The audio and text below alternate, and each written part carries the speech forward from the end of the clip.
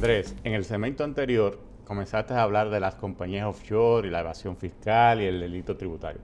Fíjate, lo primero que tenemos que señalar es que sobre ese tema, que no es ilícito tener compañías offshore. Claro. Es una forma de administración de activos.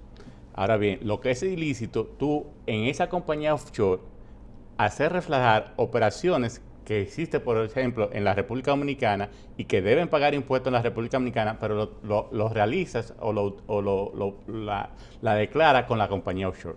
Entonces ahí sí hay una evasión fiscal y habría que analizar si se constituye un delito tributario. Ahora, el hecho de tener una compañía offshore no es ilícito. Es una forma que se tiene para administrar activos que están fuera del país o que ya incluso tú pudiste haberlo generado aquí, pagaste todos los impuestos y tienes los activos fuera y no haces ningún tipo de operación que toque la jurisdicción dominicana. Si no toca la jurisdicción dominicana, la operación que tú haces, en principio, no debe ser sujeto al pago de impuestos. Sin embargo, el tema que esgrime el senador por Elías Piña, que evidentemente que lo que está tratando es sacando filo político a un tema al partido de gobierno. Y es bueno aclararlo desde el punto de vista objetivo. Cuando tú dices, por ejemplo, primero, y estamos de acuerdo, no es ilícito tener inversiones en offshore. Constituir un offshore no es ilícito. Llevar su dinero a paraísos fiscales tampoco es ilícito, porque esos paraísos fiscales están autorizados. Y lo que tú dices, el delito sería en que lo que produzca esos recursos en el país, por ejemplo, que tú lo traslades usando el vehículo del offshore. Pero vamos a hacerlo del principio, porque la acusación lo que dice es, la acusación no, la revelación del senador es que muchos funcionarios, incluyendo el presidente de la República, no confían en la República Dominicana, porque no estoy de acuerdo totalmente con eso, no confían porque tienen sus recursos o sus beneficios, sus ganancias en un paraíso fiscal. Y te pregunto, entiendo que para primero llevar dinero a un paraíso fiscal es dinero que se generó en República Dominicana. Suponemos eso, que son ganancias realizadas en República Dominicana. Esas ganancias se supone que pagaron impuestos, ¿verdad? Sea por una compañía o sea por persona física. Pero además, si lo tienes como dividendo, paga impuestos también otra vez como dividendo. Ahora, después que tú tienes tu dinero tú en tus manos, tú haces con tu dinero, con tu capital, lo que tú quieras. Y decides mandarlo a un paraíso fiscal. No te lo lleves en una maleta. No. Lo transfiere usando un vehículo de sistema financiero de una entidad, intervención financiera, normal, que ha hecho su debida diligencia y que la entidad que recibe, aunque esté en paraíso fiscal, también hará su debida diligencia. Aunque no tenga por qué dar explicación y tampoco el tema fiscal. La pregunta es, suponemos que todo ese dinero pagó impuestos aquí y se mandó bien. Y después entonces allá comenzó a generar recursos. Y esos recursos se quedaron ahí, en ese paraíso fiscal. Estamos suponiendo que se quedó ahí. Hasta ahí, ¿qué tenemos? Hasta ahí no tenemos nada. Simplemente es un derecho que tiene cualquier tipo de persona, cualquier persona, de poder administrar sus recursos, como tú bien dijiste, como él considere mejor. Simplemente eso se hace precisamente personas que tienen una fortuna que no quieren verla tal vez vinculada a su actividad normal que hace aquí, con una protección principalmente para sus herederos, por ejemplo. O sea, no quieren que su fortuna fuerte esté afectada con cualquier tipo de proceso que pueda hacerse aquí por el mismo ejercicio comercial que está haciendo. ¿Qué implicaría que yo como persona tenga el beneficio en República Dominicana, pague los tributos y después al mandarlo a un paraíso fiscal lo mando a través de un vehículo usando una compañía offshore, usando una compañía constituida en un paraíso fiscal, en Panamá, Gran Caimán, en Australia? Hay paraísos fiscales en el mundo entero. Hay menos que antes porque se han ido desmontando, pero lo hay. ¿Hay algún delito si yo lo mando a través de una compañía? Ninguno. No hay ningún tipo de delito, porque es que el bien es lícito. Correcto. Si tú pagaste tu impuesto, lo produciste lícitamente, tú lo mandaste a esa compañía que está constituida allá, que es completamente lícita. O sea, las leyes permiten ese tipo de entidades.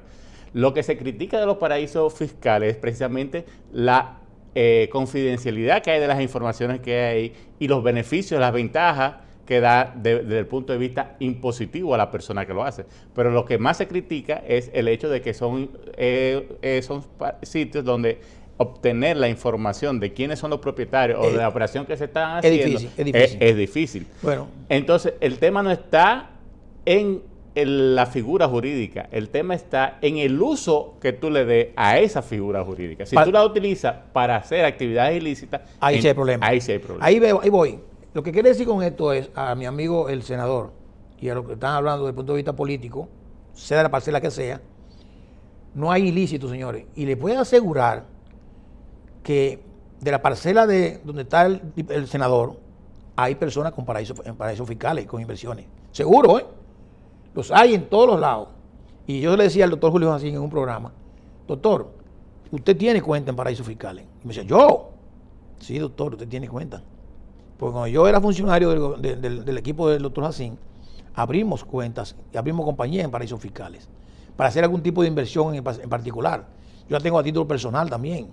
En Nueva York, en Estados Unidos, que hay 2 áreas de paraísos, 3 de paraísos fiscales, que son exenciones impositivas. Lo hay, no hay ningún delito, no hay pecado. Ahora, si usted quiere manejar el tema desde el punto de vista social, ¿verdad? Oye, pero ¿por qué el presidente no tiene ese dinero aquí? Porque aquí va a generar más recursos, va a crear más empleo. Eso es pendejada, yo diría, ¿verdad? Porque eso no tiene por qué. No hay ningún problema. Y más que eso, Arnaldo, cuando tú dices que lo malo es que en los paraísos fiscales tenemos problemas para obtener la información. Pero malo es cuando aquí tú declaras tu bien como un funcionario público, tú eres un PEPS, una persona expuesta políticamente, PEPS, que en la declaración jurada tuya no tenga eso incluida. Y el presidente en el caso particular lo tenía. Después encontraron que habían 2 inversiones que no estaban, ya es otra cosa. Pero ¿por qué no? O sea, todos los que están ahí, funcionarios públicos, que tienen obligatoriedad de declarar en la ley de declaración jurada de bienes, tienen que incluirlo ahí. Porque la gente aquí tenía la consideración de que la declaración de bienes, jurada, o sea, usted jura. Eso, la gente ve como que es un título, declaración jurada. No, es que declaración, usted está jurando en una declaración de que esos son sus bienes. Y la gente entendía que sus bienes son nada más lo que yo tengo en República Dominicana. No son suyos a donde quiera que estén. Y en cualquier tipo de instrumento. No, esto es un certificado financiero que yo tengo, eso no tiene que ver con inmuebles, porque la gente piensa que los bienes son la casa, el carro, el terreno. No, son sus bienes, sus activos, estén donde estén, guardados en paraísos fiscales, o en Estados Unidos en una cuenta normal, en Europa en una cuenta normal, que no son paraísos fiscales, tiene que declararlo como quiera. Ahí no hay delito. Ahora bien, Arnaldo, voy para el experto. Suponemos que esos recursos que están vamos a ponerlo más fácil, en Turancaicos, que está más cerca, está generando intereses en una cuenta, en un offshore, en un paraíso fiscal que tiene exención fiscal. Esos intereses van a ser capitalizados a la cuenta. Me gané 10 millones, se suma a los 1.000 millones que tengo. Me gané 5 millones, se suma ahí. Y no lo muevo para nada, lo dejo ahí. ¿Hay algún problema ahí? Ninguno. Ninguno. Ok, ahora bien, seguimos el ejercicio.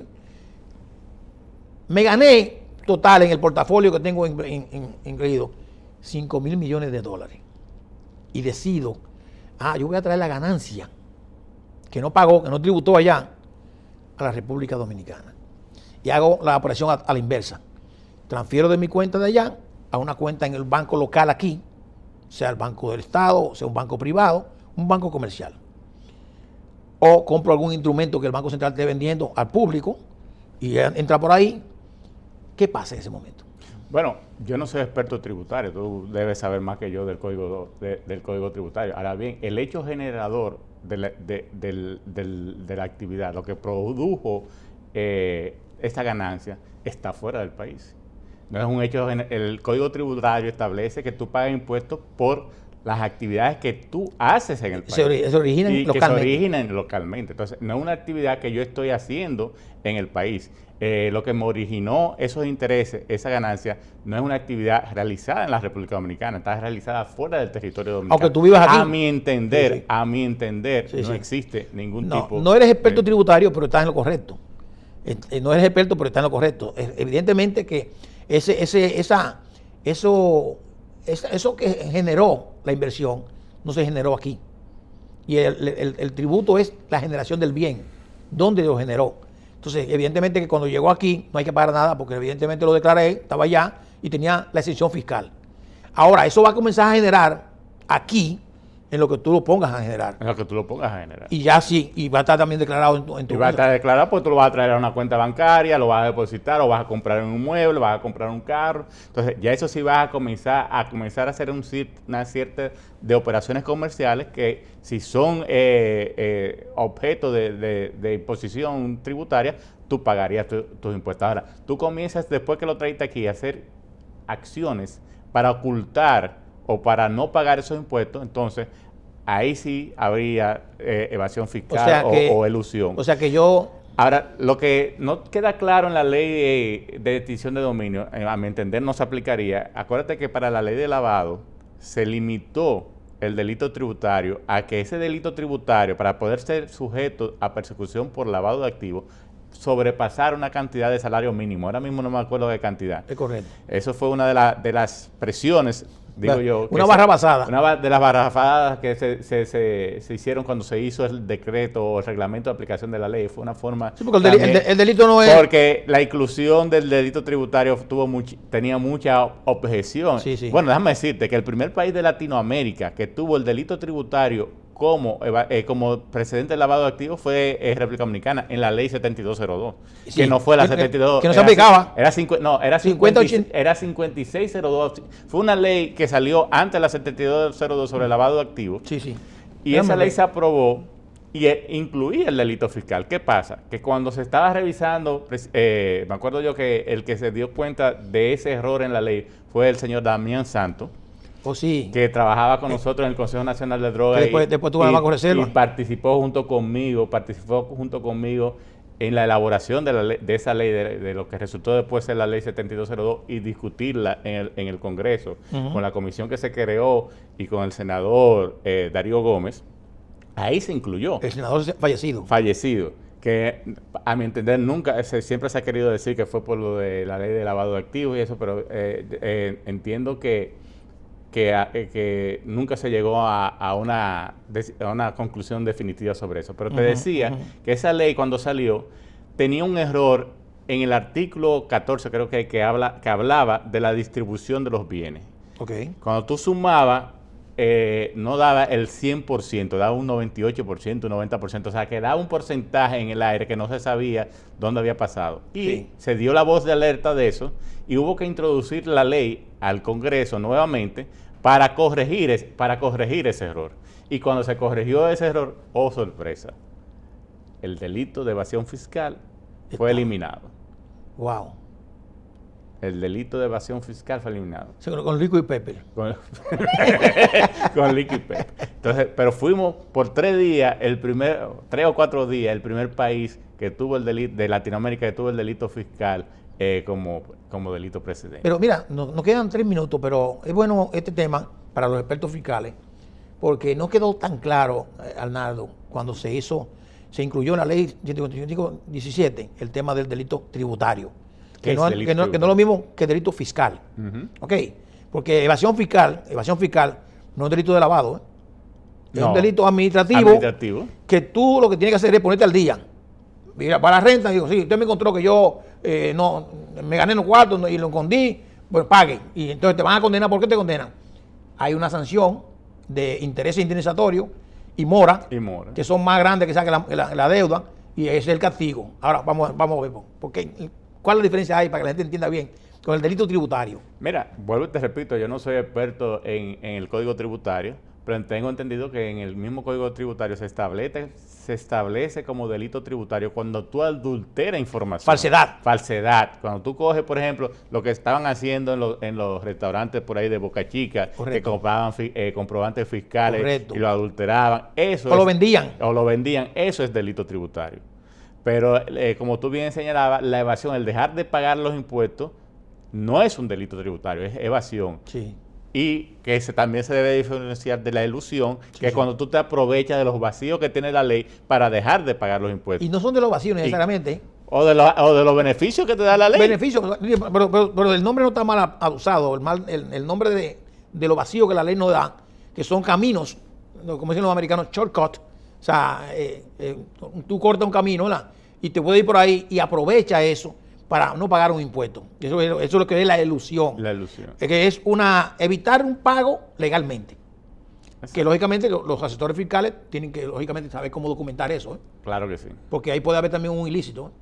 Mira, me gustaría que en el próximo segmento habláramos... Con el próximo programa. El próximo programa, si no nos da tiempo, que habláramos de otras modificaciones que hubieron. Por ejemplo, otra de las cosas que se vio con el derecho de los terceros de buena fe era que cuando en el proyecto se extinguía el bien, cualquier crédito que tuvieran los terceros desaparecían. Con la modificación que se introdujeron al Congreso, eso no pasa, se conservan los derechos que tienen los acreedores inscritos de esos bienes. Arnaldo, es un tema muy importante, ¿eh? No va a dar tiempo, ya estamos ya. Y lo mismo que la administración final de los bienes, se hicieron muchísimos cambios. O sea, yo creo que todavía en el tema de la extinción de dominio nos queda otro programa más por ahora, para hablar todo lo que se modificó y ahí aprovechar y buscar las opiniones de expertos internacionales en países donde la ley también está, porque aquí hay mucha gente, pero ¿por qué nosotros lo vamos a hacer si en otros países no lo tienen? ¿Por qué no la tienen? Y si Estados Unidos la tiene, ¿y qué tiene Estados Unidos en su propia ley? Y verificar todos los temas que el Congreso excluyó de la ley o modificó en la ley, que no es lo mismo, porque si hubo cambios, digamos que en forma, en fondo, eliminaciones o inclusiones en la ley. Yo creo que son temas que tenemos que debatir en el próximo programa, porque ya me está haciendo seña aquí el señor director de que el programa se ha terminado. Yo pienso que hemos dado aquí una oportunidad para que la gente pueda saber más, conocer más, Arnaldo, sobre este tema. ¿Qué tú dices? No, como tú bien señalas, el objetivo de este programa es educativo, entonces son temas que debemos tocar y para que la población entienda qué es lo que es esta ley, que desde un principio hemos dicho que hemos estado completamente de acuerdo con ella. Lo que no estábamos de acuerdo era con la forma en que estaba redactada el proyecto, que busca, a mi entender, buscaba premiar la negligencia o la ineficiencia del Estado en el momento de hacer un tipo de investigación. Muy bien, amigos, señores, tenemos que decirle que terminamos y llegamos a la etapa final del programa Actualidad Preventiva. Síganos en nuestras redes sociales como Actualidad Preventiva en Instagram, en Facebook, en Twitter y en YouTube. Y cuando entren a YouTube, por favor, denle a la campanita y suscríbanse al canal para que les llegue la notificación siempre, para que en cualquier momento usted pueda ver este programa por segmento, que lo vamos a poner para que sea más fácil, no un programa de 1 hora, sino usted ve el segmento número 1, lo ve ahora, lo ve después en el carro, el otro lo oye, lo escucha, y así sucesivamente, pero para que esté enterado y nos retroalimenten. El correo electrónico mío es andresterrero@hotmail.com. ¿Y Arnaldo? asb_42@hotmail.com. Ahí están nuestros dos correos electrónicos. Se los vamos a poner en pantalla para que cualquier duda que ustedes tengan o preguntan, es un amigo dominicano que vive en Colombia, que nos escribe mucho, y a todos los televidentes que nos dieron, muchas gracias por el feedback que nos dieron del primer programa que hicimos a título de ensayo en Actualidad Preventiva. Muchas gracias, saludos a todos y pasen buen fin de semana.